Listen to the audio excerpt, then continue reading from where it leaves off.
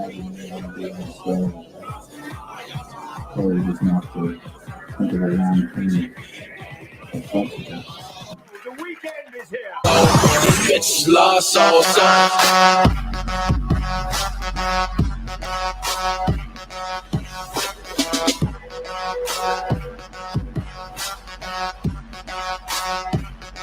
These bitches lost all son.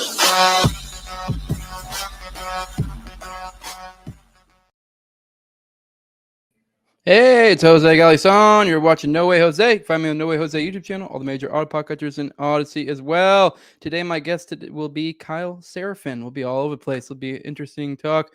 I know you guys, if you've been following my channel, you know I kind of got big into the OKC stuff, and one of the main villains of that story is the FBI, and so I have a certified FBI whistleblower with us today, so it'll be interesting to see which ways this conversation goes.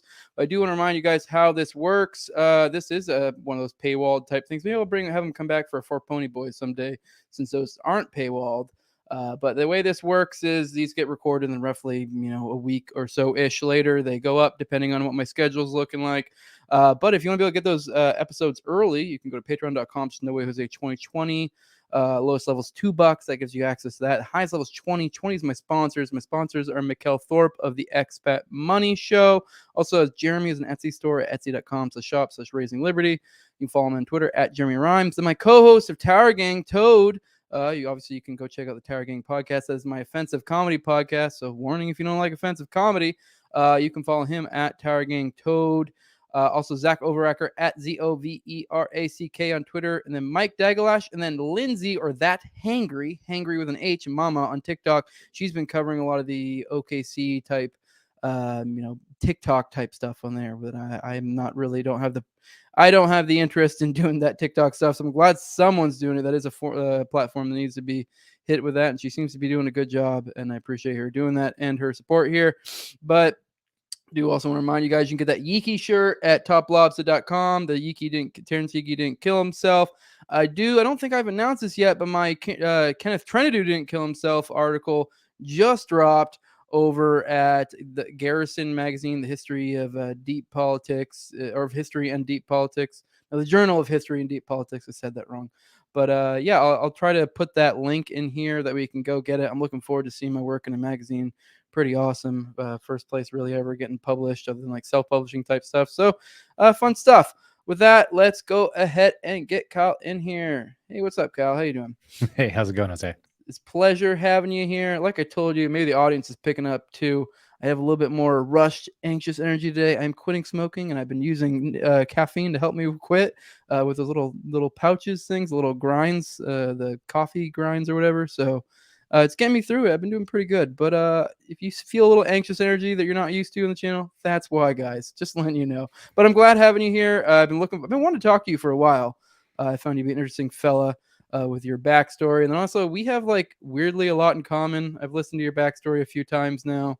You're like me, if I went down similar path like 10 years later, because you're a little bit older than me. I'm not trying to tell on your age. But, you can tell my age. I'm 41. I own every one of it. I got gray hairs. I earned every one of those damn things too. Yeah, I'm 31. I did 11 years active duty in the Air Force. I have a 13-year-old and a 10-year-old. I was a dropout from SEER. I normally don't tell the ones I went to, but I was a dropout from SEER. But I normally don't, just because it's one of those things that, like, SEER is the ones that, like, I tell people it's like kind of special forces, but it's not, because you're trying to tell someone on the outside what it is. They're like they don't know. Instructor, they don't know what the hell you're talking about. It's technically not. So it's like, but the recidivism still out of the 342nd, man. Yeah, but the recidivism rate is like literally no one in my class made it through the entire pipeline. So, yeah, the checks. So it's still pretty hard. But when you're like, well, it's technically not. We're just a survival instructor. And they're like, oh, that's some bullshit. And you're like, okay. Well, Grand Thumb did that for a while too, didn't he? I don't know. I've never was a big Grand Thumb guy, but that would make sense. I'm almost positive he was, and I may have trained with him at some point in time, because I'm fairly confident he looks like a bunch of dudes I know. And they kind of have that attitude. The SEER instructor guys that are in the Air Force are kind of a weird bunch, like in a likable way for me. They've got some real interesting. It was a dude. What was his name? Cameron. He probably would have been through. So I went through 10 years ago, which would have been in the same. Well, actually, I went through 13 years ago. So we were probably in the same space at the same time. What years did you start off? I joined the military in July of 2010, I think, active duty Air Force. So Okay. And so you were at, I went through SEER training. I failed out, like I said, and ended up getting. They made me into a fucking grunt, a crew chief. So I just was knuckle dragon, wrench turner after that. But yeah, that checks out. So that's you where were I at, but you were at Medina 2010, mid I did not live 2010. in Medina. I was at Lackland the entire Oh, time. Lackland, same Yeah, I idea. got Yeah. to the end of selection, failed out at the end. I fell asleep when I was supposed to be taking care of my tools. Yeah, of course. So stupid. I It's such had a like dumb thing. Sleep depot is the dumbest thing that they do. yeah, well, it's funny because people are always like, I'll tell them like, I guess technically it was the food and the sleep deprivation that got me, but it's like they don't technically say you can't eat and you can't sleep. They just give you a million tasks to do, and there's no way you're able to get like eat and Right. sleep and do everything. So you're like, it's a time management disaster is basically what they're doing to you, and it's like you got to learn how to manage your time and not be a complete and utter wreck at the same time. No, you're going to be a wreck. Yeah. I mean, the longer you're up, the more combat inefficient you are. That's a known fact. So they the pararescue program, which is one of the two that I went through, they do what's called extended training day. So it starts and then you don't know when it's going to end, and it could end in 2 days, and it could end in a week, and it never ends in a week because people would die. But Yeah. you're out there doing just dumb things, and after about 24 hours, and it might be even less than 24 hours, they cut off some of the really dangerous stuff that they would do in the water because people would die. And so Yeah. it gets kind of like no harassment. And the only harassment is that you're underwater and you're swimming around, you're doing breath holds and stuff, but they put, glow sticks on you. So if you go under, they can find you because if people go under, they don't go back up. Yeah. When they haven't slept, they make weird decisions and go meet the wizard and they refuse to come back out. So Yeah, that's but always, I've heard a lot of horror stories from the PJ guys. Because I mean, when man, you're there, it was especially the when you most fail out fun. and you're waiting, because you said you kind of, I think you injured it. You got injured out, if I remember correctly, from your backstory. So I went all the way through Yeah. the combat control Yep. pipeline. Okay, so I graduated selection. I graduated the operator course. I graduated air and SEER and airborne. I just did those together. That was funny. And then I went on to the apprentice course, which was at Fort Bragg. It was actually at Pope Air Force Base back when it was an Air Force base. Now it's an airfield. And I went through that, and I was about halfway through the apprentice course to finish that training and put on the red hat. And then I got very, very sick in the field. 106 degrees. It was a heat stroke injury combined with just probably had like the flu or something. But yeah, I was, puking, incontinent, what do you call it? Rhabdomyolysis, like complete failure, like just body fell apart. And so when I came back to Lackland after 17, 18 months of training, they go like, you can have any job you want, but you can't have this one. And I went, oh, okay, well, send me to PJ and Doc. And they're like, that's kind of like swimming upstream, right? And I go, So they go, well, you got to sign like a pledge and say you're not going to be, you're not going to quit and some other things. And so I agreed to that. And I got a colonel to sign off and send me up the chain. And so then I went to pararescue in Doc, graduated from that in 2011. So that was 11 balls too. It was cold as all get out. It was January, February, March, and maybe the beginning of April class, something like that. And then I went on to combat dive and I graduated from that. And then I went through the medical program. And then I was just basically waiting around for a halo spot. Which never materialized. So it was literally a TRADOC failure, if you will, or a AETC failure to be able to get me a slot. And I was 31 years old and I was sick of having a 19-year-old roommate, and that was all dumb. And I was sick of having a kid, who had a 19% interest rate on a Jeep living next to me, and he wouldn't buy toilet paper because he had no money. And it was like, what the hell am I doing with my life? If I'm not going to deploy, if we're not going to go do this job, and then I'm done. So I ended up just walking out on my own 2 feet in between training classes, just let them know I was done with it, which is frustrating, but in many ways it prepared me for some of the insanity that I've dealt with. I guess that's kind of a good backstory, but yeah, it prepared me and mentally and physically to kind of get into the insanity of the FBI. So when they came at me, I was like, what are you guys at? You gonna take my paycheck? Oh, okay. Yeah. Then what? No, it's funny. It sounds like you just like almost left almost immediately.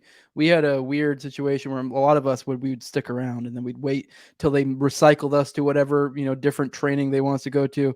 And there was a lot of yeah. downtime. Also, they arrested me when I left the PJ program, which was, 39 or 40 months into my 48. They had me arrested a couple days later just to piss me off, just to screw with me.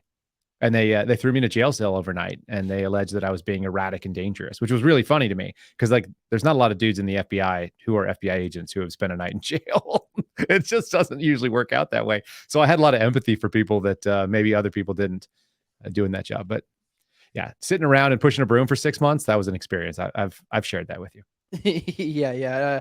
I feel you there. That honestly, those were some of the most fun times, just when we really didn't have much to do and you just had to make yourself look busy. But yeah, I don't blame you at all for getting out as 31. It would have been a nightmare with the way it works, the way they infantilize Infantilize. people. Yeah. Yeah, they do. But I guess we can kind of skip forward to why you're most known these days. It's not for the military stuff we've been talking about. It's for the FBI stuff, which you, I guess, kind of, went right from military to FBI, kind of went from one to the other. I guess you did a little bit of school before, so I think that's kind of what gave you a little bit more qualifications prior to the military, if I remember correctly. Because I mean, it is kind of weird to go straight from being, an enlisted grunt to FBI, but the school backing, I guess, or the having a degree probably made you a little bit more appealing recruit. But I guess we could kind of start there and work into why the hell people know you now as a whistleblower and kind of how that worked out. Yeah, so quick and dirty. I went to school when I got out of high school. I went to college, graduated, kind of bummed around. I sold computers for a while. I sold ergonomic office furniture. I ran a restaurant. I did finance for a movie studio, like you name it, weird stuff. That was what I did. Enlisted at 27, did the 3.5 years or so of that before they let me leave a little bit early on my 4 years because I had no retainability. And then I went back to school for a year. Thought I was going to go be a doctor or like maybe a PA because I'd worked in an emergency room. And I worked on an ambulance for a little bit. I was a paramedic. I'm still a paramedic, actually.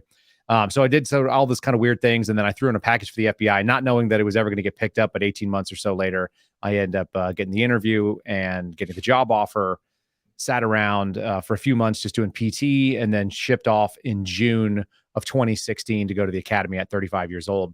And so when all my classmates kind of went around and said what their background was, we were supposed to say what our last job was, what our educational background was. And then I can't remember like where we were from. It's like, hey, like I'm Kyle Seraphin. I'm from Austin, Texas. My last job, I was a stay-at-home dad, but I didn't have any kids.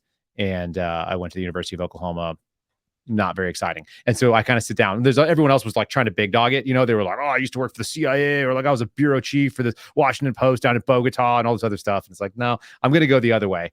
And we'll see what it is. End of the day, I was pretty unimpressed with the FBI right when I walked in the door. It's not like walking into the military. Everyone thinks it's going to be paramilitary and aggressive, and there's going to be some toughness. There was a fat black lady handing me a folder, and that was kind of like my introduction to standard government work. And they said, we'll see you in a couple hours. Like, go wander around, like make yourself at home. And I'm looking around for someone to punch me. I wore like a smokable suit because I assumed that I was just going to get just crushed. And that didn't happen. Yeah, So real quick, I want to remark it. It's just, it never gets old, the perception versus reality of people who don't understand it. I mean, whether it's military or Fed stuff, like, this is a point, I guess it's kind of an anecdote. I don't really, and this isn't to throw any shade at Posobiec or anything, but I got an argument with someone online where they're going on about what a decorated individual he was and how great he was. And I was like, I don't know, maybe. I mean, but like, I kind of looked at his record. It's like, he was an O2 with like 6 years in the reserves of like Navy intel. And I'm like, I don't know. I guess technically he could be doing some Jack Reacher shit, but I highly doubt it. I feel like he was most likely just a guy at a computer. Like, yep. Let's be real. Intel doesn't blow my hair back. There's some operational intel guys that are doing some stuff downrange, and I know them. And, and when you know them, you know what they did, but that is definitely not the default position for Intel. Yes. The default position is sitting in a dark room looking at computer screens. Yes, which is in my interaction with every Intel person I ever met in the military is they were mostly just desk nerds. Not to throw any slight their way. I mean, I'm sure there was probably some sort of skill involved in whatever the hell they did, but for sure. I don't know what it was, but I know it was just clickety click. Email this, analyze that, click. Some of them are yoked. That's the other thing, because some of them are just bored out of their gourd, and they went and they took out all their frustrations like in a gym afterwards. So I'm not mad at them. It's a different skill set. Everybody needs all the skills. That's why they're there. You need support to be able to do it. Same thing for the FBI. To throw those people into the bus and say they're not useful, I think is wrong. But to act like they're a bunch of door kicking killers, not the case. And that's not to mean there aren't door kicking killers. I mean, a lot of people know, like, with all my OKC coverage, I think to look at any entity as some sort of monolith is a little bit silly. So when you start saying like, oh, well, this individual did this and this individual did that, and Operation Northwoods or MK Ultra, then you're like, people are like, what do you think they all do this? No, like I think the majority of them are just people. I mean, we're probably talking maybe couple dozen people here and there working on stuff that the vast majority of whatever entity we're talking about know nothing about, and are usually being kept in the dark just as much as we are, and manipulated too. So, which I'm sure they do with field agents all the time, and I'm sure you can speak to that. But yeah, it's very compartmentalized. So long and short, like I said, uninteresting first week. They call it the 1 week where they just teach you how to be a government employee. I found it to be pretty obnoxious. I thought it was pretty weak. I did find my tribe. There was a couple of dudes there that were like in my little world. I got a buddy that used to work for CIA's maritime branch. He was an interesting dude, and kind of got to know him over the period of the time. You kind of stake out who your friends are going to be. I had a meathead buddy who I looked at him, and he was about 6'1" and 275 and about 6% body fat because he's just a sick freak, and he didn't look like he belonged there. So I just treated him really aggressively, and I was like, "What are you looking at, you fat fucker?" And like that kind of thing. And then he gave me a big hug, and he was like, "What are we doing here?" So there was some of that. One of my buddies that I still keep in touch with pretty much every day was a smoke jumper in the Forest Service. So also pretty aggressive outdoor dog. Went through some really aggressive selections and things like that. So I did have a tribe of people that I ran with. There was also a lot of people whose names I can't remember, and if I saw them, I would probably recognize that I knew them, but I don't care. And they don't care either. They probably think I betrayed their class. So good for them. All that leads me to say is that 6 months of there, it was the easiest academy I've ever done. It's the easiest 6 months I've ever done anywhere. I slept 9 hours a day. I had 3-round meals. I passed every test. I never studied for anything. I didn't find it to be particularly difficult. I'm pretty bright guy. I do well on tests, but it wasn't some elite, there's all this like mythology about how it's like they're teaching you like upper level psychology. It's like, no, it's like basic street cop, constitutional law, and then some basic FBI policy, and then a lot of nothing, just a lot of just taking. I could have done that academy in 2 months or less, and it would have been equally good. And most of it would have just been doing whatever their tactics were and making sure that those were sound, and the shooting was good. So I get out, I get assigned to the Washington field office, which was basically the worst decision that anybody could have in America, to go work there. And the second worst would be probably New York, but at least you're not right next to headquarters. So I was next to headquarters. The office is in Judiciary Square. Did 2 years assigned to a counterintelligence squad working on the Chinese. And I covered non-embassy related, non-criminal matters, Chinese counterintelligence that were not based in the United States. So it was like FISA, awful FISA, just staring at it. So that was bad. I tried to get out of it as soon as I could. They told me I had to stick around. I basically ended up having to threaten my way out by exposing my boss for being sort of useless and breaking federal employment law and some things that she had asked me to do. So they let me go to what they considered to be career suicide, the most fun that I had, which was working for a surveillance team. And it's called the Special Operations Group, but it should be called the Special Observations Group in more reality. And we do surveillance 8 hours a day. So I did that for 3 straight years. I saw a little bit of everything. I saw white collar cases. I saw criminal gangs. I saw, child sex trafficking. I saw jihadis, so-called white supremacists. And I say that just because there's just not really a big threat there. We can talk about that as much as you want. And a little bit of everything. And we were specifically tasked to take on counterterrorism cases as they came up. That was the priority. And then we did all the other work as well. So a lot of sitting in cars and thinking and watching. You get really good at hunting people, which I thought was the fun part. It's you got to keep yourself sharp for 8 straight hours, sticking around. And then when you start getting mobile, that's when it gets spicy. And I've done, 125 miles an hour on surface streets and slid, sideways through intersections and done all the insane things you can imagine. Sometimes when I see people driving really crazy, I think that's maybe a surveillance operator and he's not just being a dick. And so maybe people could put that in their head. I've done 90 miles an hour through a red light, in front of a cop and they don't even know what to do with you. They just leave you. They just go like, what the hell was that?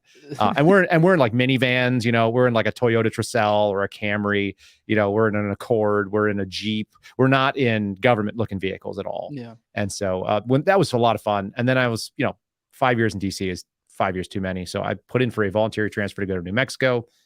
Went out there thinking I was getting away from everything, got assigned to an Indian reservation. I was living the dream. My office was 100 miles away from where my work site was. And I basically covered down on major crimes. So sexual assault, domestic batteries, suicides, death investigations, big traffic accidents if they happened, arson, things like that. So that's what I was going to go do. I did that for a couple months and I had a pretty good time with it. Did a couple of death investigations that I got to put my boots through some awfulness. And then 2 things happened at the same time. September 21, we get this this executive order from Biden, it's 14043, saying that all federal employees have to get a COVID vaccine shot. I said, no, thank you. I'm a pro-life Catholic. That wasn't going to be the case. So I went ahead and just told them that wasn't happening. Do whatever you want.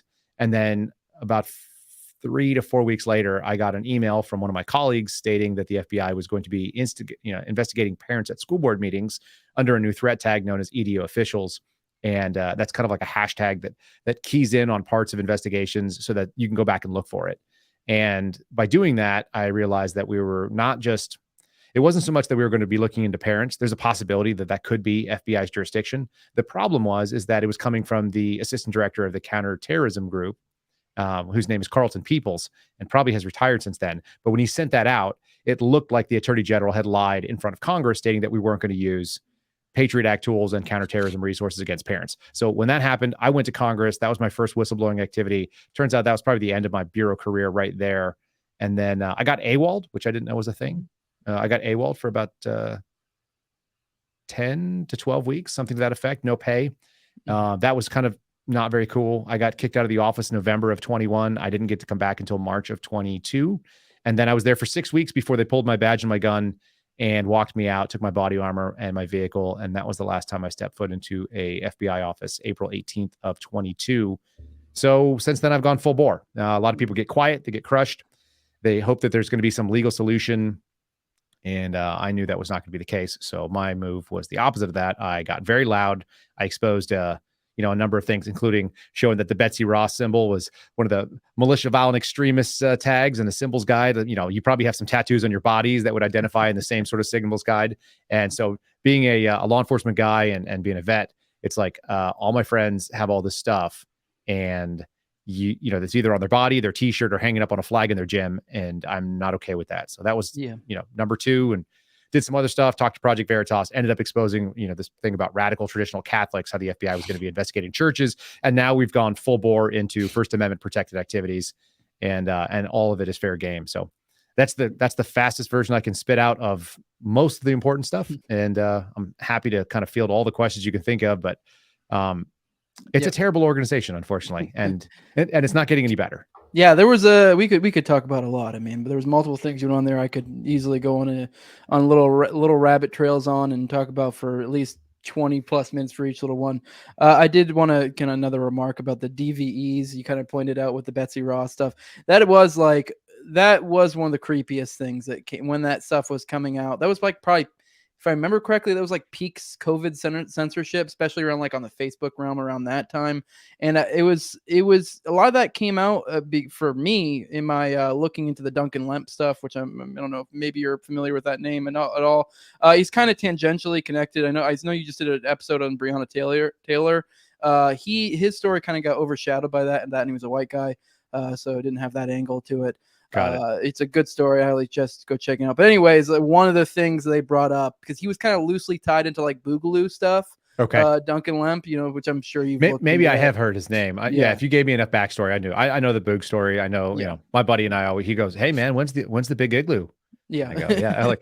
We think it's funny because feds are so nerdy about all this stuff, and they just don't get it. They're not regular dudes, and so when they're not regular dudes, then things that are silly make them squirrely, and things that should make them squirrely, they don't know to even be worried about. So yes, and that was with Duncan Lemp. That was one of the many things that came out with those DVE leaks or whatever, where they're like different symbols is like stuff related to him, and then the Betsy Ross and 1776, but it especially when you know Duncan's story and that like, hey, this was a guy that got you, like the whole crux of the story is that he got murdered by the state, and then to be like, oh, you guys, shouting his name in solidarity is somehow like you're a domestic violent extremist. It's like, okay, but what's the context behind this? We're saying that you guys were the bad guys. Well, it's the same thing with it's the same thing with Ashley Babbitt.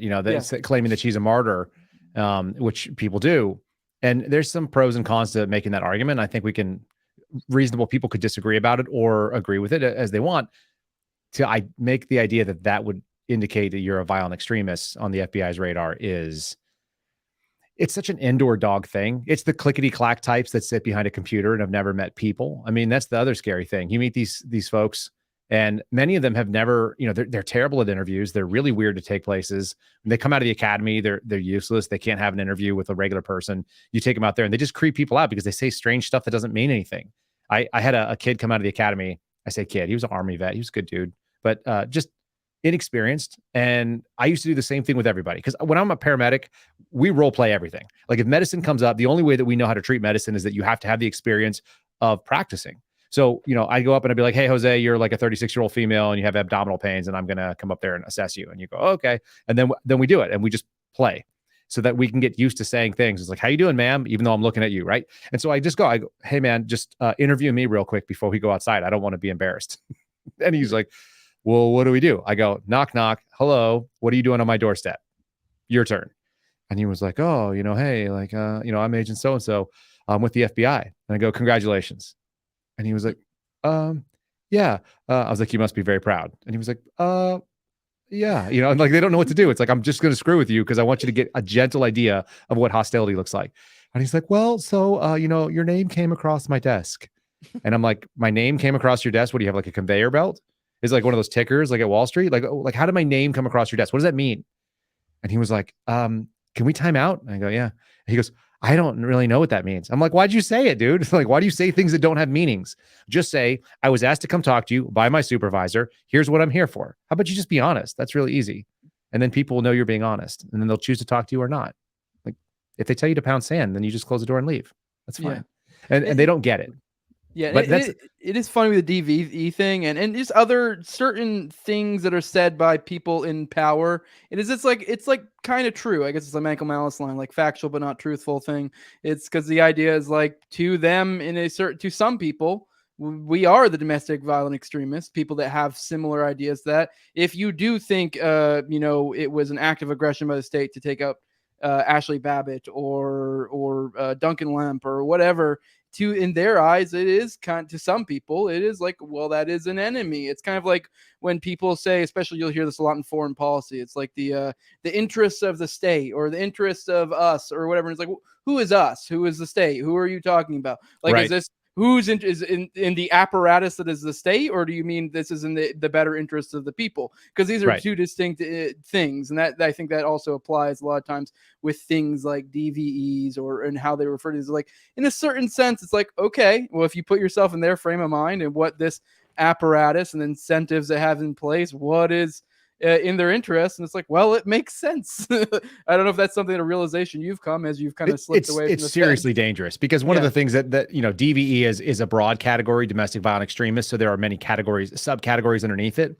and the ones that are out there right now, first of all, they're all people that generally lean conservative and in any kind of flavor. And so you've got things like anti-government, anti-authority violent extremists, which is like the people who think the founding fathers were great and didn't really want to be taxed and think that the federal government should be pretty limited. So if you're willing to be someone who says that you don't necessarily agree with the way the state operates, that makes you a AGAAVE, agave, with two A's in the middle of it. That's weird.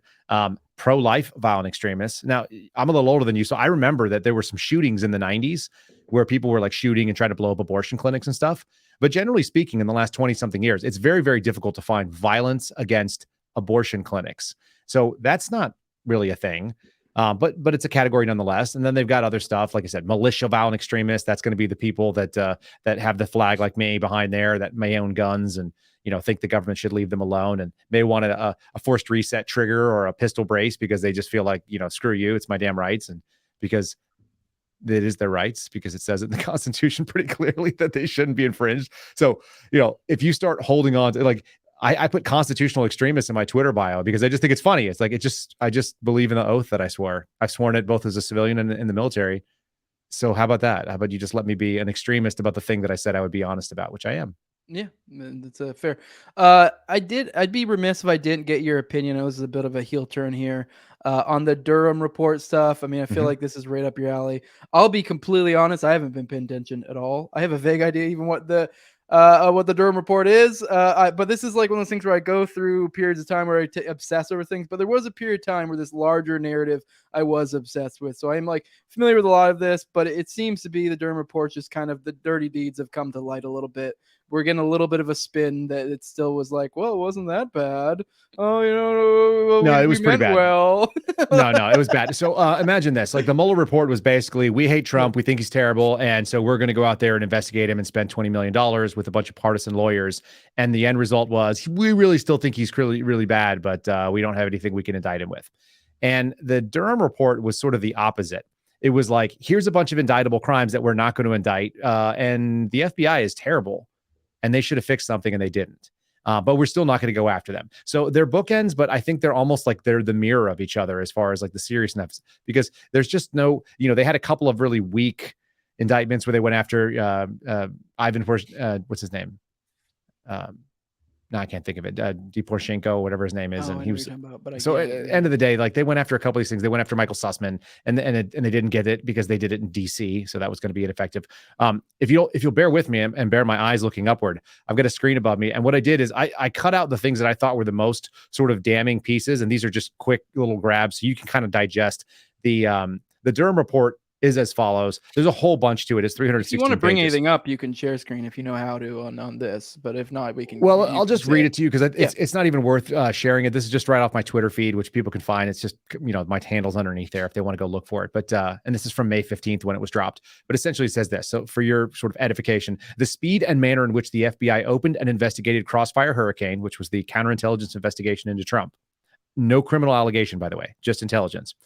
Reflected a noticeable departure from how it approached matters prior to involving possible attempted foreign election interference plans aimed at the Clinton Foundation. So the Clinton campaign had done something, and then there was a marked difference in the way they treated Trump. That's part one. I think it's a damning indictment. It says, and in a third investigation, the Clinton Foundation matter. So there were multiple investigations into the Clinton Foundation for their wrongdoings. Both senior FBI and department officials from DOJ placed restrictions on how those matters were to be handled, such as essentially no investigative activities occurring for months leading up to the election. They hit the brakes on all the Clinton investigations. They went full speed into Trump's investigations. That's worth knowing. It's just not the way that things were treated on the other end. And then it says Crossfire Hurricane was markedly different from the FBI's actions with respect to other highly significant intelligence, pointing to a Clinton campaign plan to vilify Trump by tying him to Vladimir Putin so as to divert attention from her use of a private email server. And then the last little piece here, which is the two sort of villains of the story, if you will, Deputy Director Andy McCabe. The other one was a Deputy Assistant Director for Counterintelligence, Peter Strzok. Both of them are scumbags, and both of them have defamed the FBI in a big way. It says, at the direction of DD Andy McCabe and DAD for Counterintelligence, Peter Strzok, opening Crossfire Hurricane immediately, Strzok had pronounced hostile feelings towards Trump. The matter was opened as a full investigation without identifying the subsource that was making the allegations. They basically got some intel from an Australian source, and without even interviewing that Australian source and actually verifying that there was even any credibility to it, they opened a full investigation, which is a total no-no. So the FBI said, hey, we fixed all the things. I was there when they fixed all the things. They basically put out a bunch of PowerPoints. We call them Virtual Academy. I can't remember if we had Virtual Academy in the military or not, but it's the same idea. Same idea. Something bad happens, we'll send out an email, maybe give you a new computer-based training of some sort. That's it. That you click. Maybe we'll make it annoying so you actually have to go to Google and type in the specific questions for the test. But at the end of the day, it's a joke training thing. That's it. And that's what they did. That was the solution. And the real solution is this. Don't have people that are going to engage in adultery and, that are going to betray their spouse in charge of seriously sensitive counterintelligence matters. Take people who are going to abide by the oath. At the end of the day, Peter Strzok was, banging another attorney that was working for the FBI. So he was betraying his wife. What would he care about betraying the country? And he's making like little love stories to her. Yeah, we're going to get him, baby, and all this kind of stuff. So he's doing that thing. And then, Andy McCabe's wife was receiving money from the Clinton cutouts through Peter, what's his name? Not Peter McAuliffe, the other McAuliffe. Terry McAuliffe, who was the Virginia governor, former governor. Anyway, long and short of it is a lot of dirty dealings by the FBI, no culpability. Nobody's going to be held accountable. It matters only that it vindicates President Trump's statement that it was all a big hoax, which it was. There was no actionable, credible, acceptable intelligence. They were outside of policy on all of it. And they ran down a sitting president, and they've run a psyop on us, or, an information war for 7 years. Yeah, it's pretty nuts. Like most of this stuff is stuff that was basically almost readily available information damn near from the jump. at least the basics, maybe some of the specifics like names and specific events. You like maybe you had to wait a little bit for a lot of this stuff, but pretty much everything you just said there is information that's been available for probably well over 6 months to a year. And so it's been years. So the Devin years, Nunes, the Nunes memo came out years ago, and so people like Kash Patel have been saying this. Devin Nunes, who was formerly on the Intel committee, former congressman, all this stuff has been in the public sphere. They haven't had like a nice 300-page report. So that's what this did. It sewed everything up. It told it in a big long form narrative with all the appendices that you need and all that. But, it's not news to anybody who's been paying attention. Yes, exactly. And it's like kind of this weird, I don't know if I want to call it a masterclass, but it's at least a great example of limited hangouts and the whole concept behind it between, okay, clearly the narrative is slipping away from us. So once the narrative has slipped away a certain way, we'll stake our line in the sand right here. And it's like, we slowly back off towards like, oh, well, it's not so bad. It's I mean, hell, we see it all the time where we'll back off from one narrative and slightly be like, okay, well, we'll give you a little bit of this, but we won't give you that. And it's just over time to where you get to a point where it's like, now what is even the limited hangout? The limited hangout is like, okay, but we didn't necessarily intend to be bad. But it doesn't even make sense. The line we're standing at now. But I don't know. I guess I don't really know how much to extrapolate from that. It's just funny. Really. They want to outlast the news cycle. That's what they do. They outlast the news cycle, and then they press on with their lives. And they're hoping that we will too. That we will stop holding accountability to them, which in many ways we can't do. We can't. Because we're going to let them slip away, and they'll just continue to be doing the same thing that's been gone for decades. This is a decades old problem, and this is just the newest iteration of it. Yeah. I did want to touch on one of your most recent whistleblowing activities I heard of is the January 6th pipe bombs thing, which is the pipe bombs is one of those ones that like, even me being someone who's a little bit more schizo and into the sort of like pattern recognition stuff we see here, and I dig in this a little bit. I haven't really dug too much into it. It was weirdly one of those ones that kind of flew under the radar. It was almost like it seemed to be something that just added slightly to give a slight bit of substance to the January 6th story. Because like, oh, we had this pipe bombs. And it's like, but then it just kind of like, no one really dwells on that point long. It just always seemed weird to me. Like what happened here? Why? Like, and it is weird too, as well. Like it actually rhymes with, my buddy Ken Silva, who was a reporter for Headline USA, Libertarian Institute, and he's been Enoch Times. He's in a bunch of different places, but he actually was sending me before this, was telling me, talking about this. He was letting me know like, oh yeah, you should talk to Kyle because he just talked about this, and he was reminding me that this is actually a point I had forgotten about. I probably had seen it before.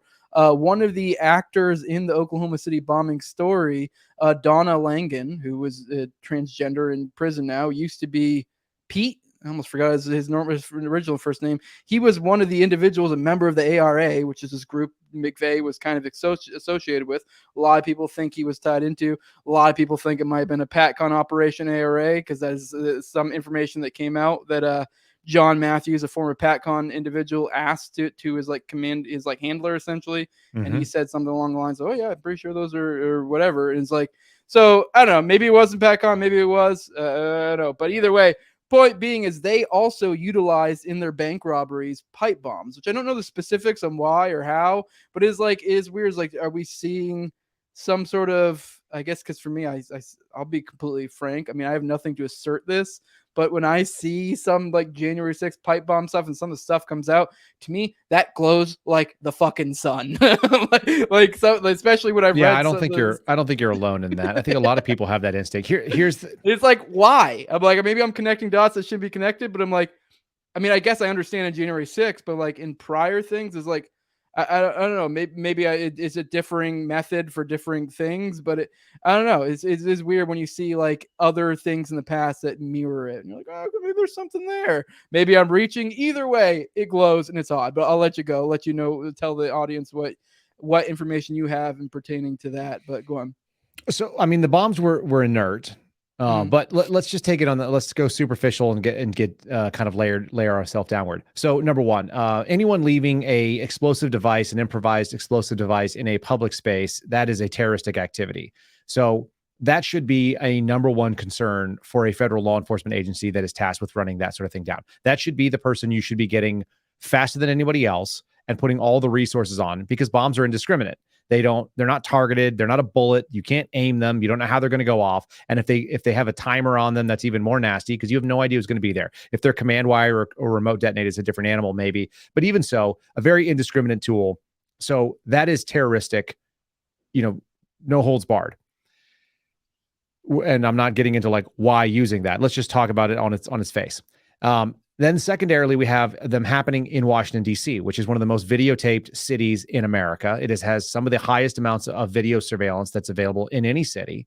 And all cities are pretty much there. But most of those cameras, or a big chunk of them, are actually federal cameras, or they are accessible to federal investigators very, very quickly with almost no paperwork. So that's another piece of it. And then you have public transportation that moves around. And in this case, it's believed that the person of interest that we had followed was using public transportation, which means you have timestamps, you have cameras, you have date stamps, you have credit cards, and so on. There's a lot of different ways that you can run this thing to ground and find out who is involved. And that was done very quickly, from what I could tell. Within a few days, we were actually following a person of interest who supposedly, was in the vicinity of, may have been the person that had dropped these devices and then traveled away from it with some really concrete leads to the point where I was sitting in front of somebody's door. Which I want to mention, which I guess you probably maybe were about to say it. This individual, the person in question, just so happened to be someone who retired as the highest rank you could possibly be in the enlisted rank structure, an E9. I don't know if you. So, I mean. Okay, I guess that doesn't. As far as I know, he was a security contractor at that time. Oh yeah, I forgot he's a contractor as well. So it's my belief that the way we were briefed it, and look, I don't remember the guy's name anymore. We looked it up. Actually, one of my buddies and I were looking into it and going like, whatever happened with that guy? Because when we were still in the bureau, it was a legitimate question that why had this not come up? And it's something that I brought to Congress. I mean, this is the other thing. There are whistleblowers, you'll never know their names, guys like me that like I didn't intend to be a public figure. That wasn't my goal. I didn't actually set out to do this. I set out to go to Congress and right wrongs that needed to be exposed. And that's the right way you do it. And then Congress can make it public or not, whatever. What happened was my agency found out that I had gone to Congress. And when they decided to crush me, I decided that my only option was to try my case in the Court of Public Appeal, because it was never going to go fairly through any of the nonsensical sort of bullshit mechanisms that exist in the federal government. They're all made up. So I went to one and they're like, oh, we don't have jurisdiction, so F you. And then I go to the other one and they're like, oh, I'm pretty sure the other people have jurisdictions. I'm like, they just said they don't. And then you go and the FBI investigates itself and says, well, we found no wrongdoing. So that's not going to ever work out well for you. But when it comes down to who this person was, it made sense. It was an interesting background. I was like, let me just go knock on the door and talk to him. It's really easy. I'm a non-retard who can talk to another human being, and I will just lay out I'm like, look, I'll lay him out what we know. And just say, this is a chance you could come clean. Maybe it'll help you. Maybe this is a good way for you to get out of it. And if it's something that you have to go get an attorney, then do that too. I don't care. That's the way it's supposed to work. You complete your investigation. If someone talks to you, great. If they don't talk to you, great. There was nothing he could do at that point, or anybody could do at this point after the bombs have already been dropped, that would stop the bombs from being dropped and the information from being out there in the world.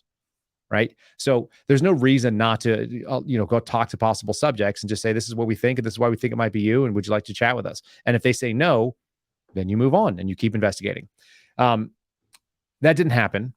I was pulled off that. So was the rest of my surveillance team. We all got moved inside. We all just handled all these sort of BS January 6th leads, which came in from West Virginia. This is all the internet, keyboard warriors that were sedition hunting for everybody that they hated because it was a one-sided, witch hunt.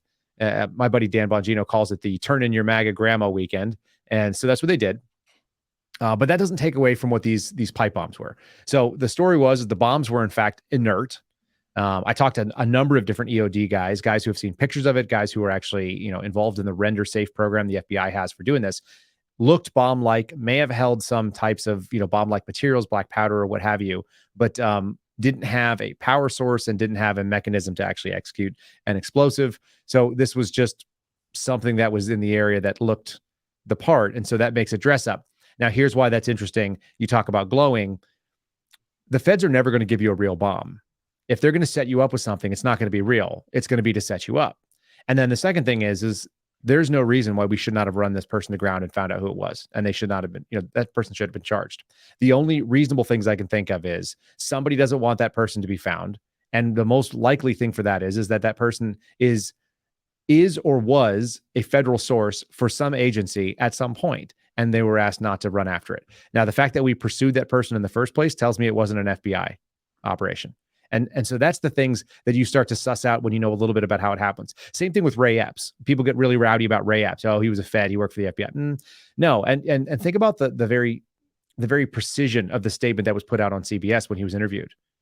He was never an FBI employee, and he has never, been on the payroll or ever, been a source of the FBI. Yeah, I remember when that first happened, being like, "There's something to the specificity being used here." Correct, and that's always the way they play that game, right? So, there's a lot of federal agencies, as you well know. There's the ATF, there's the DEA, there's the Marshal Service. That's just going to be the ones that becomes an issue with them entangling. But go on, I'm sure you're about to address that. Well, that's the only ones that exist, under DOJ, and they have certain rules and protocols they have to play by. And there's an entire another suite of people that exist. First of all, there's thousands of federal agents that are part of, Department of Commerce and the Small Business Association. And I have no idea what those people do, but I do know that there's a whole nother law enforcement angle that people may know that are like Homeland Security Investigations, HSI. And, there's Customs and Border Protection, CBP. And then there's also the Border Patrol, United States Border Patrol. That's a different entity as well. And then you've got things like, ICE and ERO, enforcement removal operations. There's a bunch of these different little sub organizations under DHS. The FBI gets about $11 billion, $10 billion a year to operate in their budget. DHS runs on 120 something, almost $130 billion. So it's a 10x multiplier, how much is available and how many different agencies are functioning underneath it. Some of them are very small. Like the federal air marshals have been doing January 6th surveillance, and they're, a couple thousand people. They've been pulled off looking at jihadis that were flying over here, what we call KSTs, known suspected terrorists. And so anybody could have been involved in this operation. And then it would just take a while for it all to get back and be like, nope, don't touch that. Don't pull that string. You're done with it. And then that would be the end of it. And, the American people should know what it was. And if it was a Fed op of some kind that went sideways or didn't go sideways, and maybe it went off the way it was supposed to. Maybe it was like, we wanted to expose somebody and we did. Then explain it. You kind of got at a key point that ties into, and we touched on this earlier, that none of these entities are a monolith. And this is a common thing. This comes up a lot with the OKC one, because with John Doe 2, a big part of John Doe 2, a lot of people think that Kenneth Trentadue ended up dying because they thought he was John Doe 2 and got some sort of enhanced interrogation of some sort. And then a lot of people be like, well, why would the feds do that because a lot of people take the assumption that John Doe 2 was some sort of Fed, whether it was informant, whether it was whatever. And it's like, okay, but this group's not a monolith. I mean, if you understand, like, John Doe 2, the biggest manhunt in like Fed history, essentially happened in May, and then April, and then in May there was an internal FBI memo that was put out amongst I forget which specific field office, but essentially we're going to hold all leads for this into abeyance. And then the following month, June, that is when the official story becomes, oh no, we imagine John Doe 2. So it is like, you see how the information is released, and that, like, yes, if let's say John Doe 2 is a Fed. Let's say that's the case. Now, who's going to know that? It's probably only going to be a handful of people within the agency. Correct. Yeah, compartmentalization is a real thing. So now, how long is it going to take for that information to be passed on to field agents? Like, I know they got the memo about the abeyance because Kenneth Trendadue's death happened after the abeyance, which, for those who aren't aware, abeyance just means like we're not pursuing those leads, essentially. Right. But it's like, now who's to say field agents won't go, well, I don't know, that seems weird, I might still dig into that a little bit, like it, or it just takes a while for information gets passed along for so-and-so to get emails or whatever. And never discount the fog of war too. When people are doing crazy investigations, particularly when something explosive happens and there's just a chaotic mass casualty event, the number of resources that come to bear, the number of teams that are going to come in is significant. And so the quarterbacking, like, nobody is ready to handle an Oklahoma City bombing tomorrow. It's the same thing. My buddy was one of the task force, one of the 2 task force supervisors. He was on the intel side for the Boston Marathon bombing, much smaller scale, but an enormous crime scene and a big manhunt. And so all those things, like, nobody was ready for that. There were people that were working themselves sick. They weren't going home because they thought they needed to be there. They didn't have it, an easy, chain of management. I hate to use the word chain of command because there is no chain of command, and not in the civilian service, but this chain of leadership, this chain of management wasn't established, and nobody knew what needed to be done or who needed to do it. So everybody was doing everything. the federal government and specifically law enforcement are not nimble organizations, not even a little bit. They are very clunky, and they don't build in. There's a whole system called NIMS, the National Incident Management System. This is a post 9/11 phenomenon. People that are in firefighting, people that are used to big accident scenes and stuff like that, they know how to do this stuff. You have to have an on-scene commander. There's a chain of command that falls underneath whoever the highest ranking person is, and everybody gets a role, and then you handle your role until you're relieved. The Bureau doesn't train NIMS. I think I might have done a NIMS course, but like I'd done a bunch of them as a paramedic. And, my buddy is like a level 5 NIMS commander from his firefighter days. And he's looking around. And he's like, these people have no idea how to handle anything. Like if anything bad happened, the FBI would fall apart. And it does every single time something bad happens anywhere. It's a shit show. It's a complete soup sandwich, chaotic mess. So never discount, never assume that there's some sort of nefarious purpose when it's just as likely to be stupidity.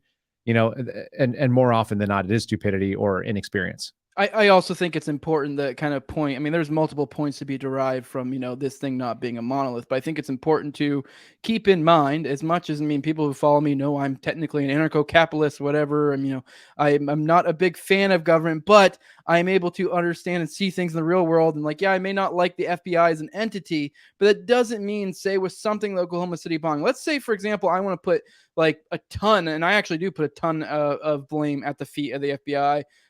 For the fact that if you look at the groups they've infiltrated, it becomes very obvious to some degree there was some level of culpability of some individuals within the FBI. But now, does that mean there weren't people on the ground who thought they were doing the right thing, who were trying to bring people to justice, who were helping people, saving people from the rubble, all these different things, and that they had no clue about any of this stuff going on?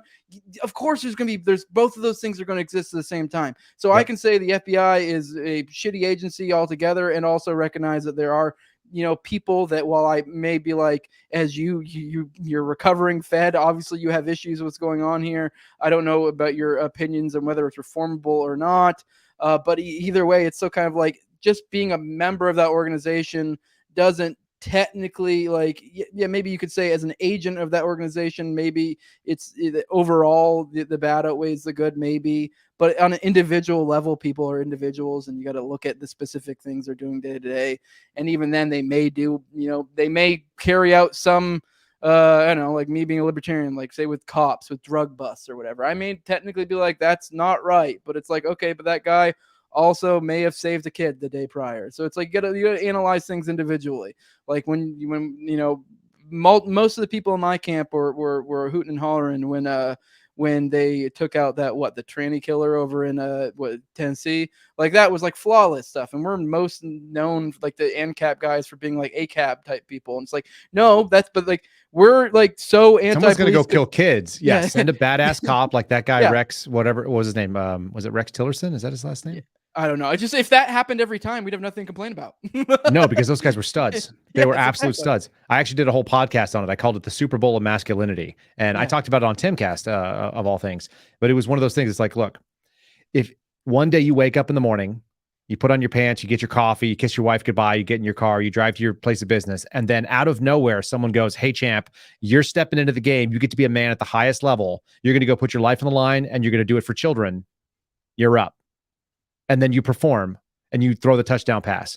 You step into, you run down, you move to the sound of gunfire, you raise your rifle up, and you take down a shooter that has just killed, some teachers in a kindergarten and some little kids. Then, dude, you get the trophy. That's it. You are a stud. And you don't have to like cops to love what that guy did, because that guy could have been anybody who wasn't a cop who handled business, because that's the way you handle that business. If someone's trying to kill children, you have to kill that person. Period.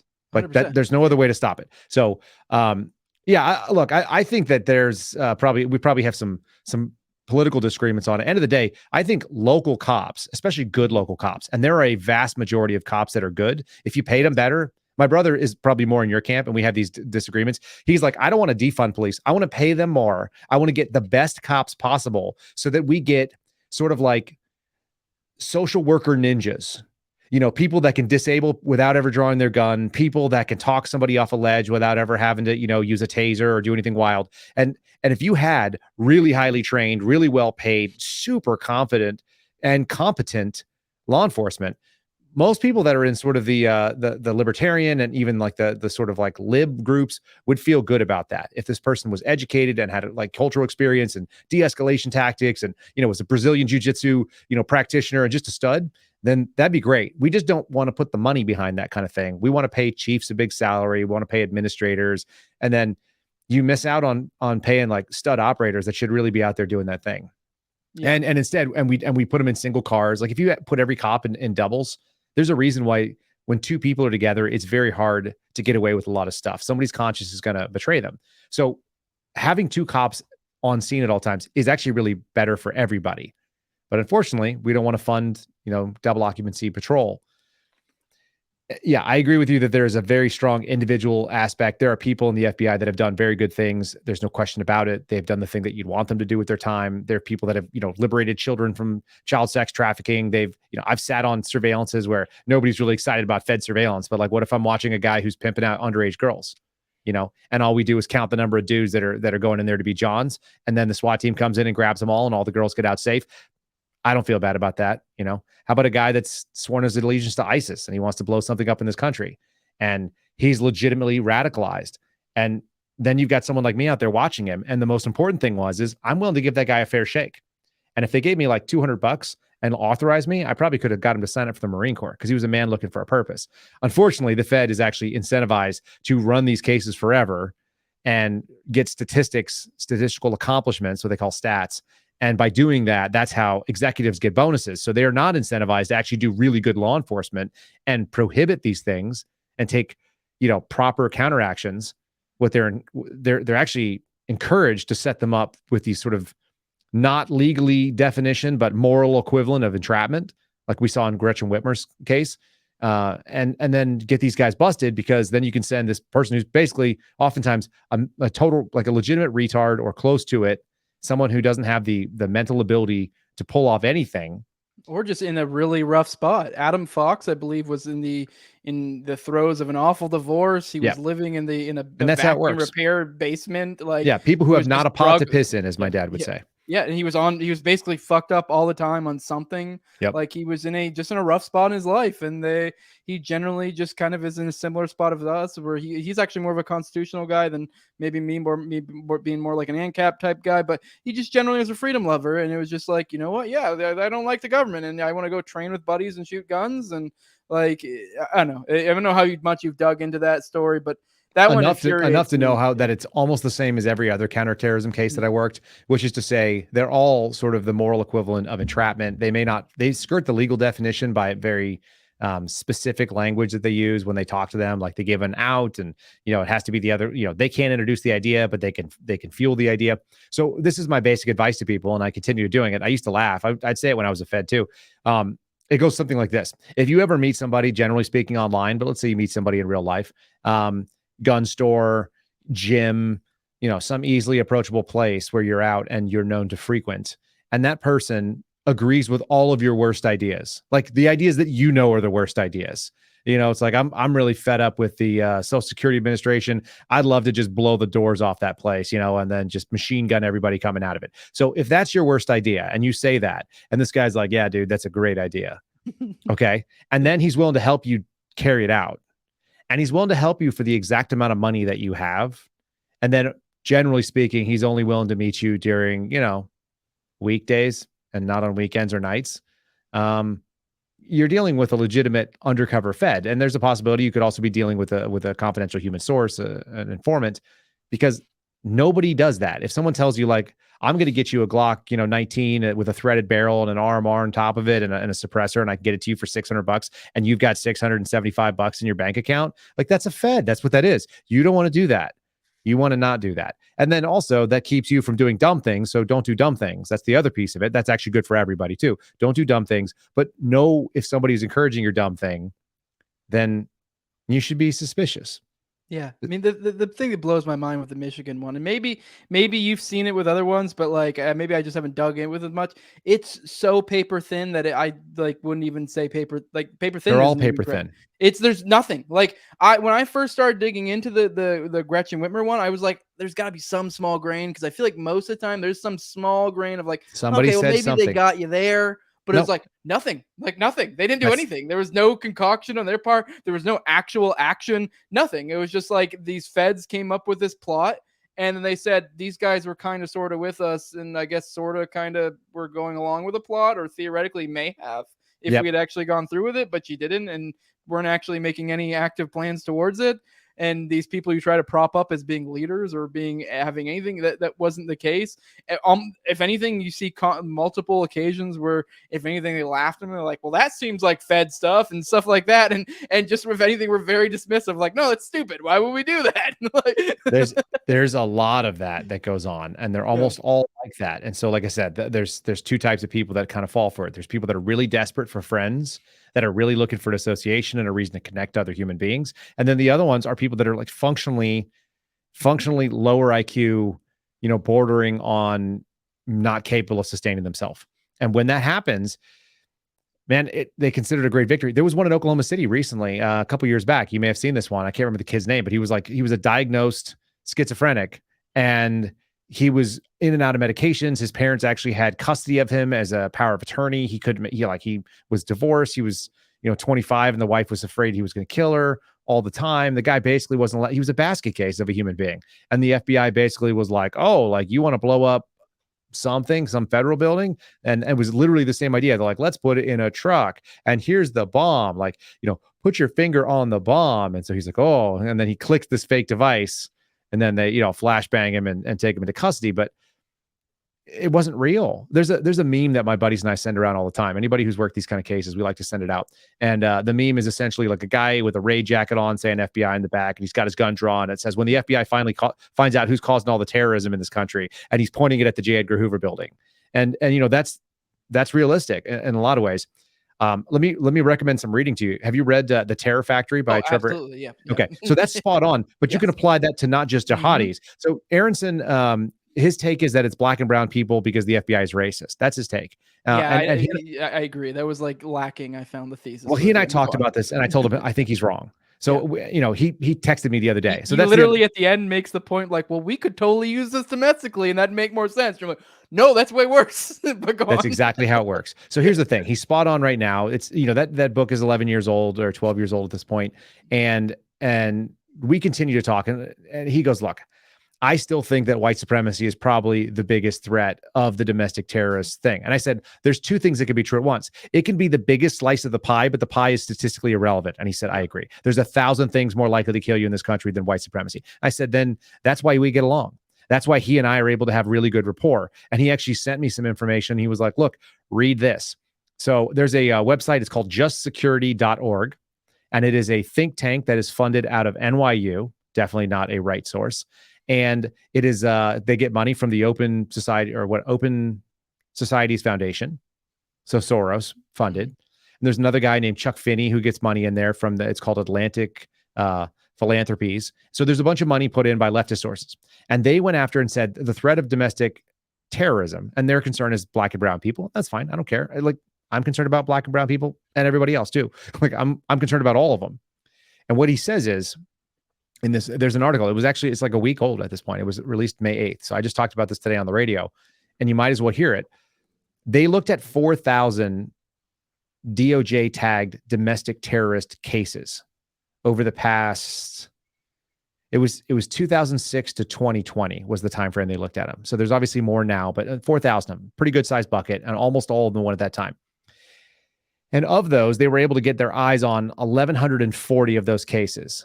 And of those 1,140, so roughly like almost 30% of the cases, they see that only 71 actually had documented connections to any terrorist nexus of any kind. So that's 6%.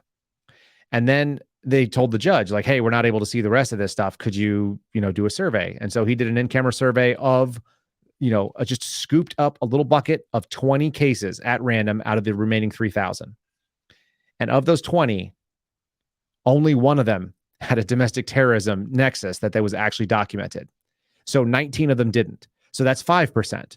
And so roughly speaking, if we were being very generous, 90% of the so-called white supremacy cases, domestic violent extremist cases relating to militias, anything else, are bullshit. And that's the ones that are actually prosecuted and go to adjudication, either pled out or anything else. You can imagine the cases that are being worked, it's even worse because they can't even charge those. So it's very fair to say that of all the domestic terrorism cases that we worked, and I worked a bunch of them, I don't know how many, but like dozens a year in the surveillance role, only one of them resulted in an arrest. And the arrest was relatively public. It was a guy, part of a neo-Nazi group called The Base, which I think was a play on Al-Qaeda. You may have heard of this guy. He was a Canadian explosives expert out of their military, which when someone says explosive expert, like I'm probably an explosive expert as well. So I don't know how expert he was, but he snuck into the country. He actually came in on foot. He bypassed Border Patrol, bypassed port of entry, made his way down to Atlanta, got into a car in Atlanta, and drove his way up to Maryland to meet up with like these other, a-hole white supremacist types. And they did seem to be the real deal. One of them looked like Ed Sheehan, which I thought was really funny. Just like this like weird looking, ugly redhead guy. And we followed them from Atlanta because we found him right away. Everybody was writing news articles like, no one knows where this guy is. He's like a Canadian explosive expert on the loose. It's like, no, we know exactly where he is. I thought that was funny. So we knew where he was. We followed him up. He drives his way up. We track him all the way to Maryland, sat on the house. SWAT team came and hit it. They were a-holes. They had plans. They had guns. They were building bombs. They wanted to go do some bad things to black people near Baltimore. Crisis averted. That's the only one in 3 years. And I told my buddy Phil that, and he had done it for 3 years before that. And he was like, oh, that's the first one I've ever heard of. So, maybe the first one in 6 years that the FBI really dealt with in that way. Yeah, it is crazy. Like if you extrapolate these ideas that are being expressed here, what we're saying is it really makes you realize whether it's intentional or not. I mean, I depending on the specific thing, I almost believe sometimes it is intentional. But it is essentially created a giant psyop. Like if you extrapolate this idea, the idea that the vast majority of these cases are completely bullshit. And then especially if you then, extrapolate that throughout the amount of time that this likely has been happening, and assume it's probably been happening more throughout time, like what kind of impressions that create? Like I can tell you, once again, to bring it back to the Oklahoma City bombing, you look at how rife all these different extremist groups, particularly the white supremacist groups at the time, which now is the basis that we always point to of like, this is kind of where it started, Oklahoma City bombing. Jeffrey Toobin literally just had a book that came out about this bullshit. Yeah, I know. Making that exact case. And It's like, that is the starting point. But what a lot of people don't know is how rife that, like multiple different CIA, FBI, ATF, there was SPLC informants that somehow got in the mix, which is, of course, not that I'm saying that they were necessarily did anything bad. I think they were just more like, just kind of infiltrated white supremacist groups. But either way, it's still like interesting. But they've infiltrated all these groups. They, there are multiple informants that seem to at least be, whether they were actually helping along, they were there supporting it in some role. And it's like, now you're kind of upholding this thing. Then whether you would want to say it was a drop the ball or was completely organic or whatever your take is on the Oklahoma City bombing itself, then an event happens. And now we get to uphold this. And then it's just like this, if you really look at what the reality is this was to some extent helped along, whether intentionally or not so, by, the federal apparatus. And we have created this inflated idea of what this entity is. And it's nothing.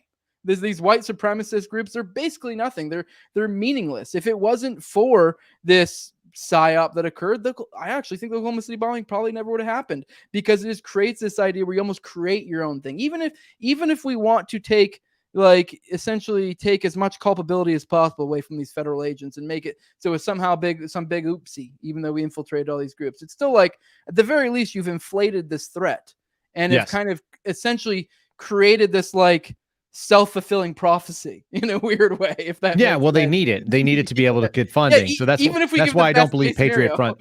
That's why I don't believe Patriot Front is legit. It's like there may have been some guys who had some bad ideas that started this Patriot Front group and march around in khakis, but they march like the same idiots that were walking around on Quantico. So I don't know. And then is it 10% infiltrated by feds? Is it 80%? Like any of those things would be like, I would believe any of it. If you were to say, hey, we've done some conclusions, we, ran the backgrounds on all these people, and 60% of them are, federal informants and 20% of them are UCs, I'd go, oh, okay, that doesn't surprise me. Like none of that would surprise me. And because someone's paying for rider trucks, and none of those guys look like they have like money to burn on rider trucks.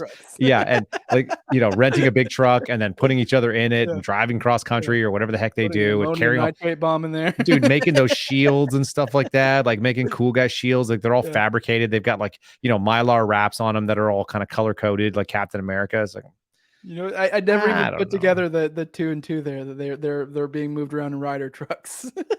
Yeah. For those who aren't picking up the obvious reference, McVeigh was a rider truck, but that's right. I don't know. I mean, that's obviously probably likely just a coincidence, but I just thought it was funny. Well, they've used U-Haul trucks and other rentals too, but still, it's just silly. And here's the thing. I'm fairly confident it's not the FBI. Once again, the way that they handled it, I know somebody that was demoted and lost his job over refusing to write search warrants that were unconstitutional in Coeur d'Alene, Idaho. So, the FBI want us to know who they are too. That's not to say that they don't have infiltration into it at this point. But when they were in Coeur d'Alene, the 31 people that got arrested on that particular day, the Bureau was pushing very hard to get information. Now, I would be, not shocked at all to find out that the Bureau was pushing really hard to find out that they found out it was suddenly a DHS op, because that would make the most sense to me. Once again, DHS is kind of the most nefarious. And the reason why is they don't have what's called the DIOG. The DIOG is the domestic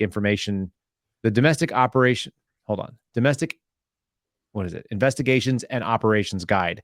So that is what that's the balls and strikes. That's the what is and what isn't out of bounds for the FBI to be able to do for any individual agent as they run their cases. And if you don't have that manual, which they don't, this was written by the Attorney General. Guess who doesn't answer to the Attorney General? Everybody at Homeland Security, because they answer to Secretary Mayorkas. So that's a different game altogether. And this is kind of a new ground post 9/11. We didn't have that pre 9/11. An entire law enforcement apparatus that was unaccountable to the Attorney General. That's kind of interesting. It's new. Yeah. It allows for a lot more fuckery to be afoot and a lot more.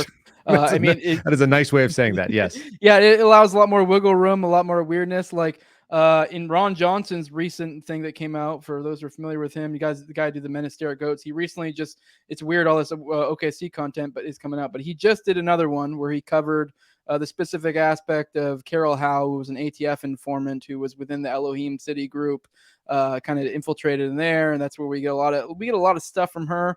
And it kind of became this limited hangout where he, one of the main things that I really irritated me on is one of the big things is Carol Howe reported to her ATF handlers a lot of the stuff going on there. The fact that she was casing the Murrah building with Dennis Mahon and Andrea Strassmeyer, I believe 3 times. And she was telling them these sort of things, and the ATF had intended on raiding Elohim City. And keep in mind, this was after Waco. So, and that's then the one I was thinking of, by the way. And then when they framed it, and the way they framed it in this recent thing Ron Johnson put together, is he made it sound like the FBI quashed it, because they did. The FBI did come in and said, we're not doing this. And what people like me and some other researchers who have looked into this start realizing, well, that's likely because there was probably some sort of FBI infiltration occurring in Elohim City already, and the ATF may have already stepped on their foot, because there's allusions to PatCon there. Obviously, I'm not expecting you agree with any of this. You probably haven't looked into all this. No, I haven't looked into that enough to know anything about it. But here's the funny thing: once you've been on the inside and you've seen the way that they treat people that try to do the right thing, anything's on the table for me. Mm-hmm. Like, I won't dismiss anything out of hand. My wife's like, are they going to send a SWAT team to kick in our door? And I go, I don't think so. I don't know why they would, but I wouldn't put it past them at this point. That's certainly a possibility. So if they do, I'll be in my boxers and I'll say what's up, and that'll be awkward. Or they could have just called me. But when you don't trust the way the agency operates because you've seen the way it works and you understand that there are many compromised people there, then a lot of things are on the table that wouldn't have otherwise been on the table, because I've got some good friends that work there. I've got some good people that, like, you'd get along with them, and most people would. They're just interesting, smart, capable, physically fit, love America, love freedom, don't want to mess with anybody, say that's stupid and I don't want to mess with that type of case. Happens all the time. My buddy would be like, why would I mess around with that? Like, they're on their own. That's not important enough for us to be messing with. Yeah, but the limited hangout became that they then framed it as if the FBI stopped the raid on Elohim City because, in light of Waco, they didn't want another Waco. Right. Which it becomes, to me, that becomes this false dichotomy, which, don't be wrong, I'm not a fan of the Waco raid, but Maybe you'll disagree with me here, but I feel like it creates a silly idea of it's either Waco or nothing. And it's like, or I don't know, we could employ a bajillion other law enforcement, ways to go about this instead of just letting slide this group of individuals who seem to be planning a bombing on a federal building.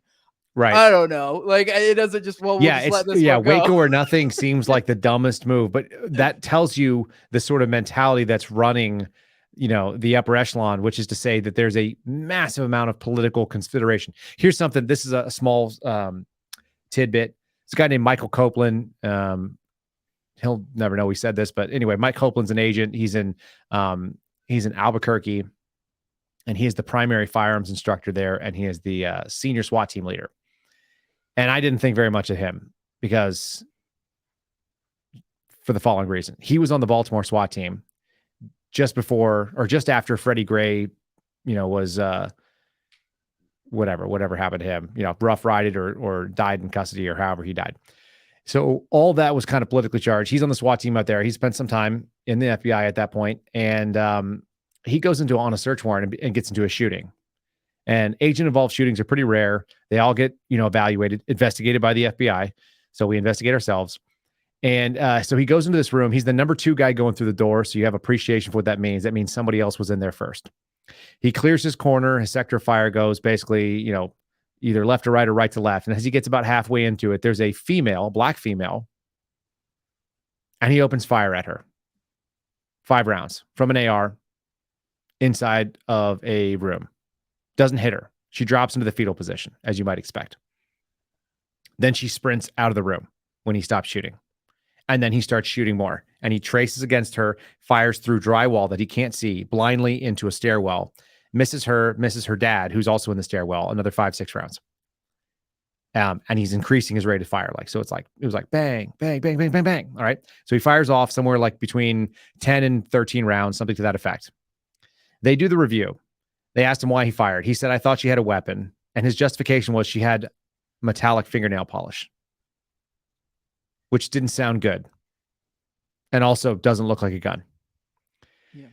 So the shooting review team broke 50-50 from what I'm told, and basically said, it's probably not a good shoot. If you had hit her, it would have definitely been a bad shoot. But because you didn't hit her, we're going to come down and say it was a good shoot, because if we say it was a bad shoot, the city is going to burn because we just had riots because of Freddie Gray.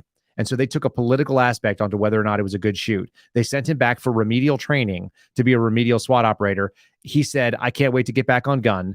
A third of the team to a half of the team quit because they didn't want him having a gun behind them because they thought he was a loose cannon. And then he took a transfer out to Albuquerque, where he became the top firearms instructor. That's all he does is full-time firearms instruction and lead SWAT raids on other people. There is no sense that person, a thinking person would have stepped away and been like, maybe this isn't for me. Maybe I almost took an innocent person's life. Maybe I should take a deep breath and take a knee and hydrate and see what comes next. Step away for a little bit, see if this is still the right thing, pray about it, whatever. That was not the case. No self-reflection, full psychopathy pressed forward. And that's the people that run the FBI, are people that have been compromised in some way like that. He's always going to do what they tell him now, because they have a shooting over his head that he shouldn't have made it away from. So he's always going to be loyal to them for that. Oh, 100%. And there's more, and there's many examples of this kind of thing. Sexual impropriety, sexual abuse, sleeping with a coworker, sexually abusing a coworker, sexual harassment, so on. You're compromised. So why wouldn't we keep it? Right there. Well, that's how you keep people that are in the management structure that are loyal. The woman who actually removed me, credible information from one of the most trustworthy and really right up, probably one of the coolest FBI agents that I ever met. I don't want to say his name because he's still working there, but just a really cool, neat dude. He did work all overseas. I'd be like, what stand are you in right now? He was running an overseas source network in Afghanistan that was bringing in more intelligence on foreign threats than anybody domestically in any other intelligence agency. Just a really neat dude, because people like him. They trust him. He travels well, etc. But he told me that the woman who took my security clearance would come into the office drunk during the entire COVID shutdowns, drinking white wine, and then would start petting women, petting their hair and talking about how pretty they are. Did you ever see Billy Madison with Adam Sandler? Yeah, it's been a long time. But yeah. Okay, you remember the kindergarten teacher though? She puts puts glue on her face. He comes in during recess and she's putting glue on her face. That's essentially who this woman is. Her name's Jennifer Moore. And, she's like just a goof, but she's compromised and potentially an alcoholic or, like a at work drunk. And so those kind of people are great. And she was the executive assistant director of the human resources branch. She ran human resources training and the security clearances for every FBI agent. And I don't even think she should have qualified for a clearance. She's going to get to retire June 2nd. She's going to retire with a full pension, and she's going to be fine because that's how it works. So compromised people are able to stick around. They always say screw up, move up. That's pretty standard. The Peter principle. It's ongoing. Yeah, it is. It's funny. People wonder why people are so conspiratorial or think maybe this happened or that happened. It's like, well, one, I guess if you even look into these things, once you understand the things that are just fact at this point, declassified things. And then when you understand the methods and practices of the individuals, you brought up these people being, compromised, but then you also just think of just on the basic level, how informants operate, that you have the carrot on one side where you'd be like, hey, you want to make six figures and get us a not an acquittal, but a conviction. And then, or on the opposite side, hey, we look at, it looks like you may have diddled some kids in the past. We could erase this off your record, or, oh, it would be nice if this felony went away. Wouldn't it be nice if you could own a gun again? Stuff and it's like and now you extrapolate this concept out, and think about how things can be shifted around, or things can be made to work a certain way you want them to, or how lies could be formed. And it becomes very obvious how these things work. And so this kind of ties into a final question I do want to ask you. And this comes back once again to the Oklahoma City bombing. So bear with me. Once again, I'm not asking you to accept any of these things I'm saying, but one common theory amongst all of us, and I always try my best whenever I put up this theory to explain to people that this is a little bit more speculative. It's not as based on firm things, but there is merit, and there are things to suggest this. Mm-hmm. Now, a lot of us think that what happened, and I've alluded to this already, there's some sort of PATCON operation, which is essentially just infiltrating the right-wing groups, militias, white supremacists, whatever, kind of like a similar, like the COINTELPRO thing. And what a lot of some people think happened, and I actually tend to somewhat agree with this thing, which sounds crazy, but once you start digging into it, I'm not going to take the time here to uphold this case because it would take too long to be like, oh, this individual, that individual, this individual, this piece of evidence. But there is a lot to suggest, a lot of CIA connections of stuff going on here. And what a lot of people think is it may have been some sort of Northwoods Gladio Operation Phoenix type thing that may have happened. And a lot of people think is they inserted themselves into the PATCON operation, kind of compromised it. And then when it went tits up, what happened is they put the FBI in a precarious situation to where now they're forced to do the cover up. Otherwise, their hands are covered in blood as well. So obviously this one's a little bit more conspiratorial, so most people don't assert this, but there are people and certain facts out there that are heavily imply strong possibility. There are definitely some CIA individuals involved. Now, maybe it's just a matter of they went from were working as some sort of free agent for one entity and moved to another. I don't know. There might be different ways to explain it. But point being, have you seen operations where one agency will compromise another agency to their benefit? Because I've heard this has happened before with the CIA. Will infiltrate certain FBI or other agency operations, and essentially so that they get the thing they want in the end. Because if you were to do some sort of thing, I mean, that is pretty goddamn smart if you think about it. If you're another agency and you're like, well, we're going to need a cover up at the end here. Well, why don't we kind of sort of take over some other person's operation and just bend it to our needs, and then we can just walk away with the mess we caused and let them deal with the fucking problems. Does that sound like something that's semi-feasible, or have you seen other parallels that match up to similar things? Because I always thought that was kind of an interesting thing. And once again, I know it sounds crazy. Anyone who hasn't it's interesting. So part of it that's really hard to say is that, the FBI is 2 generations away from the 91, 92, 93 FBI. And so to be able to speculate how they operated would be very difficult. I don't know anybody that was working like the oldest old school bureau agents that I worked with came in maybe 96 or 97. So already post Oklahoma City. So to speculate on that culture, now if I'd worked in the Oklahoma City office, I might have some other ideas because you get historical for the area. There's some historical touch. Does the CIA operate domestically? Of course they do. They have a group called National Resource, which many people don't know, but NR is out there. In fact, the FBI actually has a trading program. And this is why it's harder for me to speculate, because we've actually kind of gotten involved with the agency in ways that people didn't used to do. I have friends who gave up their badge for a period of service where they actually go to the farm at Langley, they train to be case officers, and then they work domestically as FBI agents being paid by the FBI, but doing CIA case officer work domestically to recruit. And look, the way that they're doing it's not nearly as nefarious as it sounds. What they're doing is they're recruiting people to report on overseas threats. Let's say you travel to Uganda and you got a chicken company or something. And well, we're going to send you out there because you may know the president of Uganda, and we want to know some stuff about what's going on in the halls of power that we wouldn't otherwise be able to know as a U.S. government. So they'll send people to do that. NGOs, people that are working for, big corporations, traveling, oil companies and stuff like that. So it's not that insidious. It concerns people, and rightly so, but it's not as insidious as it could be. That being said, when they come back to the Bureau, then they have sort of like CIA trained case officer experience. And so that's different than the way the FBI runs sources. And there are dedicated human intelligence squads inside the FBI that do that. They run around, they run professional sources to get information. So could that happen today? Probably less so, because there's a lot of enmeshed sort of operations. There's a lot of people that are bureau that have visibility to what goes on in the agency. There's a lot of personnel that go back and forth. Like I said, one of my favorite guys that I worked at the bureau with was a former agency guy, and he was a maritime ops guy. Still moves boats around for SEAL Team 6 kind of thing, still in the Navy Reserve. So there is a crossover that didn't used to happen. It used to be once you picked your agency, you were kind of there for life. Way more possible when you're siloed like that. The siloing is much less so now.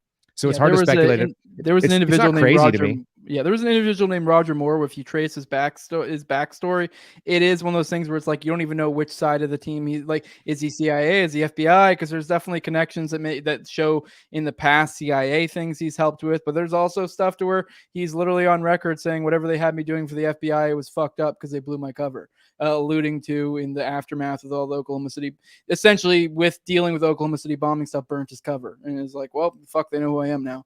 So, but it's like, but at the same time, there's CIA and FBI stuff. So it's like, it is weird when you do start looking at these stories, trying to figure out who's doing what, how does this interact with that. It is get confusing to try to separate the different things and how this entity works with that entity.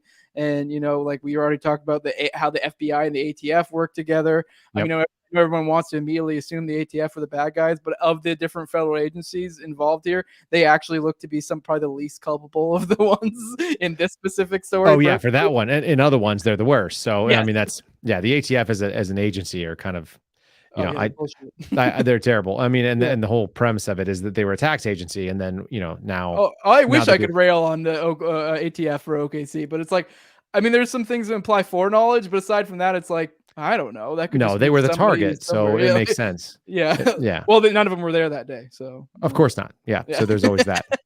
There's just children. Which I don't know. Whatever. There were different explanations, but the worst it looks like is they had some foreknowledge. But if anything, they actually look like they tried to stop it beforehand. I know it hurts me deep to the core to want to not rail against the ATF as much here, but. I mean, their whole entity is completely bullshit. But I'll let you go. I've kept you a little bit long here. I know you have a family get back to. I do as well. If you could go ahead and drop your plugs, let people know who you are, where they can find you. I know you have your show and you're doing other stuff. You were on just a Jesse Kelly show you were just on? Yeah, I just did Jesse Kelly's show. I did Emerald Robinson. I do her show pretty frequently. I do Kim Iverson's on a regular basis. I'm on Dan Bongino's podcast and radio I used to actually only get my haircut when I knew I was doing Dan Bongino's Fox show. That was kind of funny. I show up on Fox, even though people hate about it. There's an audience there. There's a message to be shared. And so I go where the audience is. You can see right down here, you can see that's my handle. That's on Twitter. That's on True Social. You can find me on YouTube there, although I do less on that because I'm afraid I'll get censored. Kind of saving that for shorts later. I'm on Rumble. It's rumble.com/Kyle Seraphin. Pretty much the same everywhere you go. And then you can go to kyleseraphin.com as well. And you can find the podcast there if you don't want to download an app or you don't want anyone knowing you're listening because you'll end up on a watch list, which you probably will. I will say that my podcast is probably the most listened to podcast by the FBI Security Division. From what we can tell, we have made things happen in a day when we do it. So the information we drop on there, oftentimes federal whistleblowers, oftentimes inside stories, they know and they listen. And so if you want to know what they know, that's how you find it. You can find us Monday, Wednesday, Friday, and we stream live at 8:30 in the morning. Yeah. Yeah. You have been known to fuck people's YouTube channels just by coming on them. I have heard this. So I'm bracing for the suck. We'll see how that goes. I'm surprised they haven't got me as bad. I've had a few strikes and stuff and had my issues, but still have my channel. But I don't know how. But you may be the straw that broke the camel's back. I don't know. Some poor guy that was doing like this Catholic podcast. We didn't do anything that was, we just talked about, I don't know, Catholic Church and being a good person. And end of the day, and he hits me up afterwards. He's like, they pulled my whole channel. And it's like, it's just gone. And I was like, dude, I'm sorry. Yeah. Hey, you take a risk, I guess. Like he only had about 25 subscribers, so I didn't feel terrible about it. And I, a new one. Here's the thing: I've done podcasts that have 24 subscribers to them, and I've done podcasts that have a couple of million. And and for me, it's all the same. It's just talking to people, sharing a story, sharing a conversation. And if people want to hear what I have to say, then I'll go talk to them. That's usually, unless they're totally out of their minds, and there's certainly some of those out there in the world, which Yep. Well, I appreciate you coming on. Just to remind people, just in case this does get nuked, you can find me other places other than YouTube.